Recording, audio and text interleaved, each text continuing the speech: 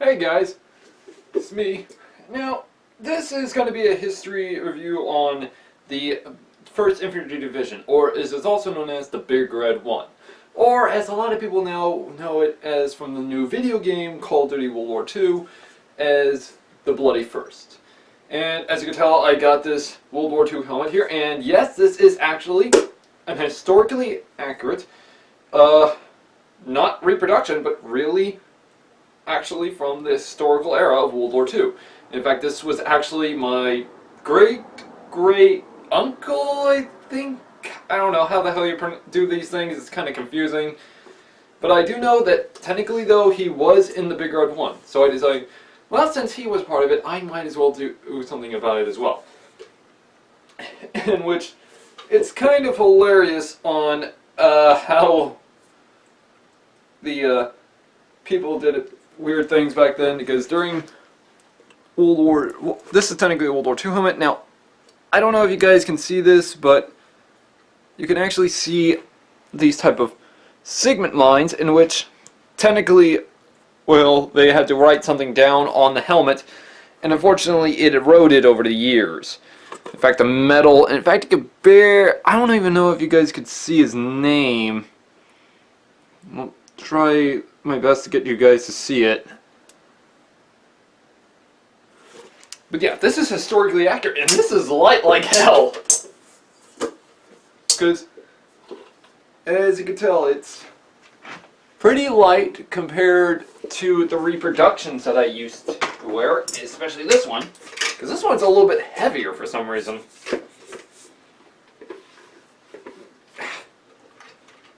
But, yeah. But now, the reason I'm pretty much talking about the Big Red One is because their involvement during World War II. But people think, oh, that's the only war they started in. Not exactly. Because if any of you guys played the new Call of Duty game, you have the general of the area technically stating that the Big Red One was the first to fight against the Germans. The first to do a counteroffensive. And technically, during World War I, that was the first time the Big Red One was put into combat. Now, you guys might think, so what? Well, here's the thing. These guys are like the Marines of the frickin' army. They push forward when other army groups end up retreating. And here's the thing. If the Big Red One ends up getting pushed back, they end up pushing back even more. In under a day, it's stated that the Big Red One had managed to inflict a severe wound to the Germans during World War II. In fact, the Germans who saw these guys feared them. In fact, even General Patton himself said that these guys were the hellhounds of the army. In fact, both General Patton and the Big Red One ended up fighting together against the Germans, in which they kept on pushing forward. But now, with the new video game Call of Duty 2, it only shows like them being in, what was it, you start off in France on Normandy D-Day, and you end up going into Germany, which they were there, but they also started over in Tunisia. In fact, they were even in North Africa. In fact, that's where the Big Red One first saw combat against the Germans. But originally, they fought against the French, who technically were part of the German military, and this is technically the French SS, who technically were later on in protecting Adolf Hitler's bunker. But that's a story for another time. Now, let's get to the history on the Big Red One. Let's start on World War I. Now, when we think of World War I, we think normal conflict and stuff, yada yada yada. Well, here's the thing. When the Big Red One came to combat, they pushed forward immediately. Hell, sometimes they didn't even fight with the tanks. Sometimes they pushed forward without the tanks. Some of the Germans even feared them so much that they ended up stating that these men were like devils on the battlefield. In fact, it's even stated that when these guys were pushing forward, the Big Red One ended up firing their rifles while charging with bayonets. Now, just imagine that. Like, imagine me taking my rifle, and I'm charging up at you with the bayonet still attached to it, and I am charging up, firing, reloading, while I'm charging right at you. It's kind of terrifying. Now just think about that though. How many Germans do you think actually got terrified? Pretty much an entire division full. In fact, it's even stated these guys ended up throwing their grenades first, and in doing so, rushed soon after it. This terrified the Germans to actually catch flight immediately. In fact, during World War I, the Germans were pushed back so far that the Big Red One had earned a reputation as one of the single most greatest combat military units in American history since the American Revolution. Now these guys were tough. In fact, the term Big Red One ended up sticking to them for somehow because of their reputation. It's actually stated that even the Germans saw the blood and guts of both the soldiers' friends and their enemies spatter on upon them, that it terrified the living crap out of them. In fact, technically, the Big Red One wasn't originally known as the Big Red One. It was technically known as the 1st Infantry. That all changed when World War I came. As I said, when the blood spattered all over them, they charged like maniacs on the battlefield, in which the Germans were terrified. Later on, they were reputation as the Bloody First, in which later on came back to them during World War II.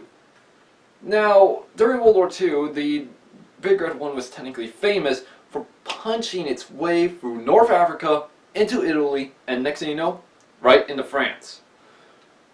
The Big Red One got its major reputation for being badasses. I mean, just think about it. You could technically think of how badass these guys are. If it wasn't for them, we technically might have not actually taken Omaha Beach. In fact, if I remember correctly, it was either Utah or Omaha they were on, but I do remember that these guys were charged with taking the batteries immediately. Now, if any of you guys played a bunch of other Call of Duty games, there have been a lot of others, such as the video game that's actually supposed to be based off of the Big Red One from the beginning of World War II to the end of World War II, and that would be called Call of Duty 2 Big Red One, in which that was actually the first Call of Duty I ever played, and that was the first time I ever heard about these guys, in which I started to look up more on their history. But I'll get into that more later. Now, when the Big Red One ended up fighting back, this terrified the Germans, because every time they heard about the Big Red One coming at them, they technically, well, withdrew their forces in order to try to make a counterattack. Unfortunately, that counterattack ended up backfiring against them, and the Big Red One ended up going further in the process. In fact, even Joe Patton himself saw this and said that these boys are actually taking warfare to a whole new level. In fact, they were moving their asses a lot faster than it took for the rest of the other armed forces to actually move up. In fact, the Big Red One ended up completing a mission after mission after mission in order to make sure to win the war. For example, technically, let's say we look at the Marines, for example. Now, I know they're in the Pacific, but I'll just put this information here. The Marines couldn't actually take the islands, each one of these islands so quickly, because technically it's like, holy shit. But as well, the Big Red One also wanted to help out in the Pacific, but they couldn't. So, what could you do? Well, the Big Red One ended up sending up what you might call Rep Mance's relief force. Now, this is technically due to the lieutenant involved, who actually was at Guadalcanal. In fact, we can actually see this scene in the series The Pacific, in which the Marines take stuff from the Army. But yeah, what happened was, let's just say when the Big Red One got there, they ended up taking hold of a bunch of stuff that the Japanese needed. It revived the Marines a bunch. And in fact, they ended up taking Guadalcanal a lot faster with the Big Red One. But after that, the Big Red One never saw the Pacific ever again. In fact, most of them were shipped off to the Atlantic for the future conflict.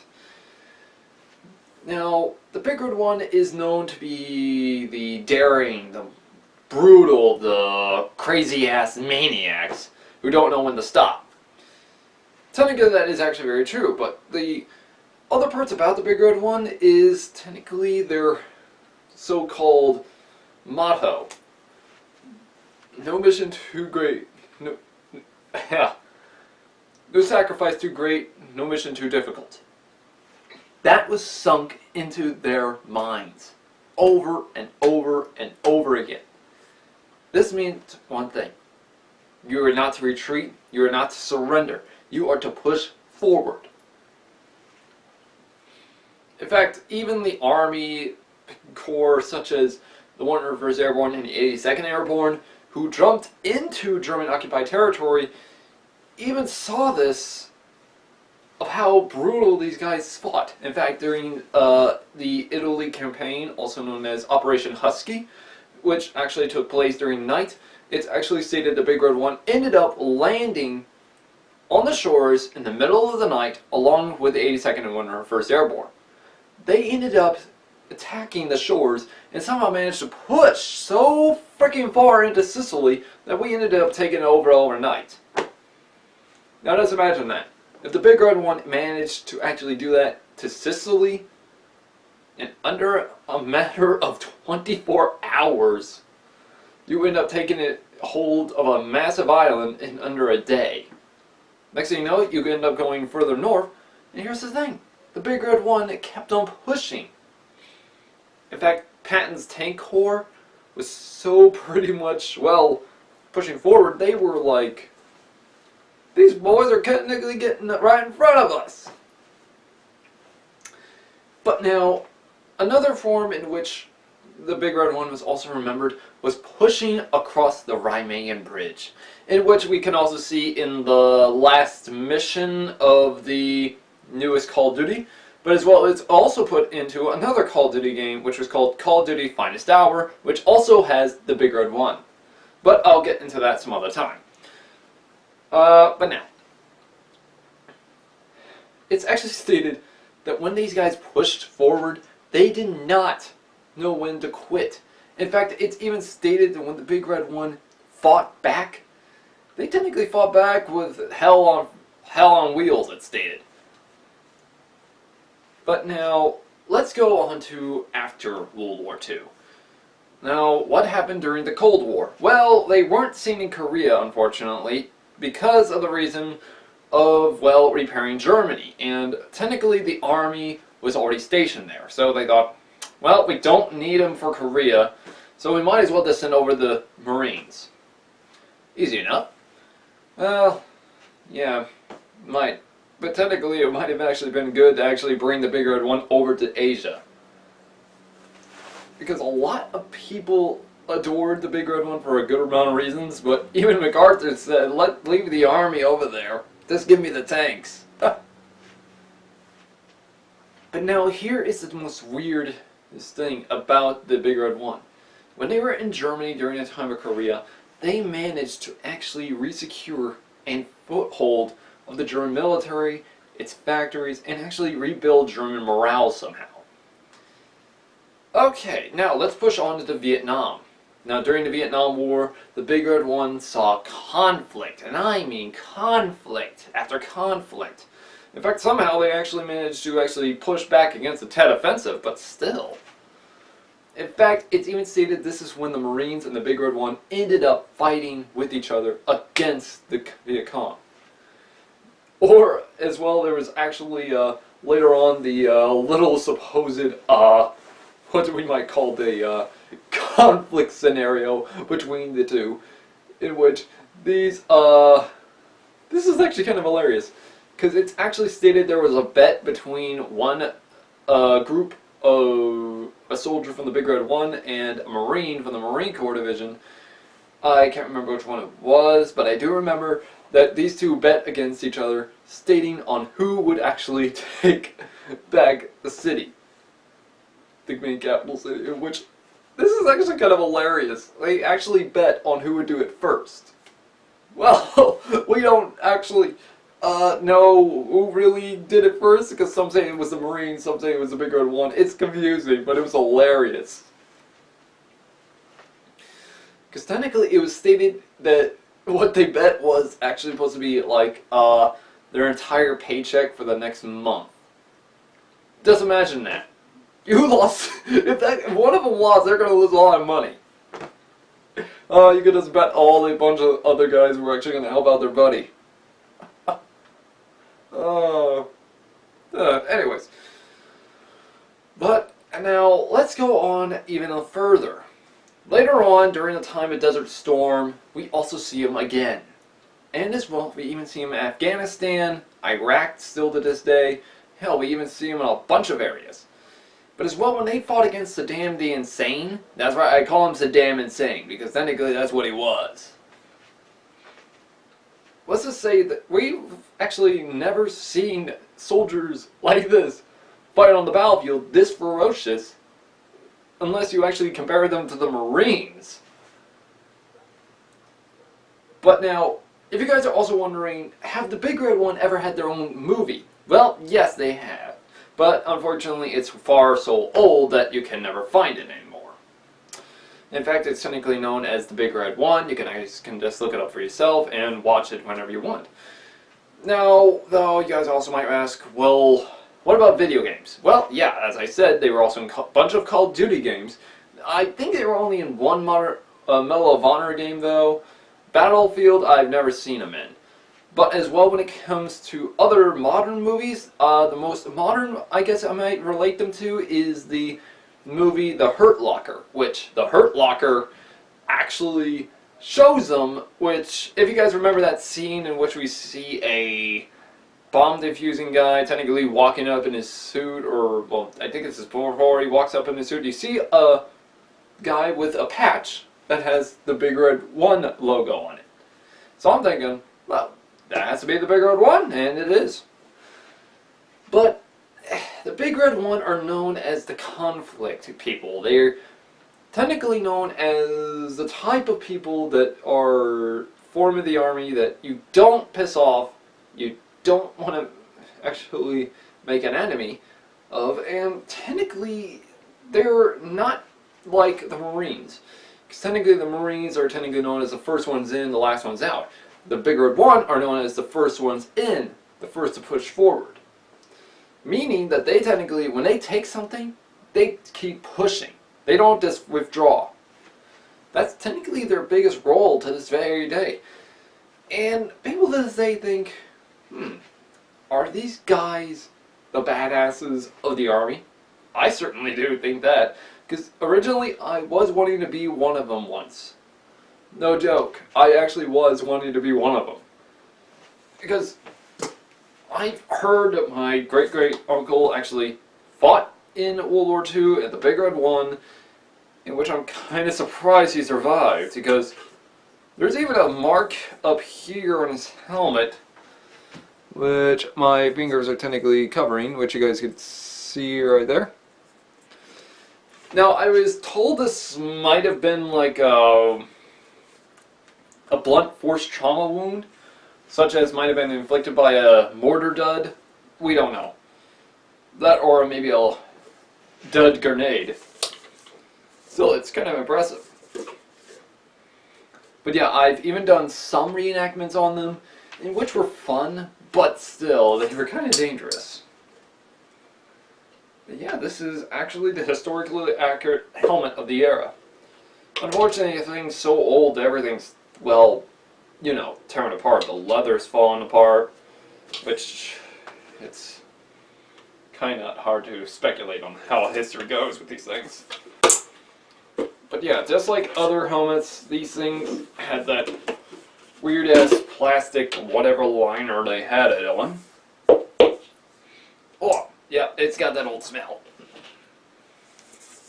And the rest is just steel on the inside.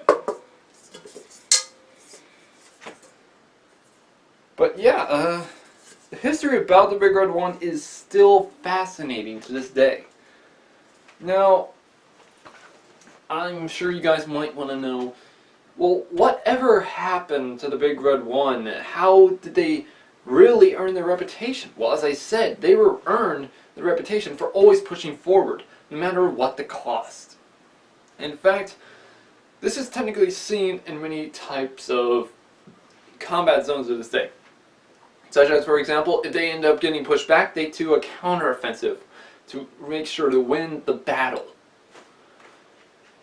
In fact, even when Germany fought against them, sorry about that, guys, a little difficulty over here. Anyways, now, you guys might want to know, well, wait, how did they get their reputation mostly? Well, that's actually the hard part. Because as I stated, technically they fought back, they didn't know when to stop. In fact, the Germans were terrified of them. But the most famous thing about them is that they know on when to fight and know when not to fight. Meaning this, technically they knew when to technically attack the weakest area of an enemy's position and then attack the strongest from its rear. But still, the history about these guys, it's impressive if you think about it still to this day. But yeah, if you guys want to actually learn more about the Big Red One, please look up more information. You could actually just check out your local library and so on like that. Be my guest, actually also look at more information about them. And as well, guys, play the Call of Duty game, the originals, and as well the newest one to actually get a better understanding about them. Or as well, you can actually just watch them on YouTube. That is, if YouTube hasn't banned them, that's because they have Nazi symbols on them. Anyways, guys, hopefully you found this helpful for the Big Red One. This history review and the reviews on their past and such like that.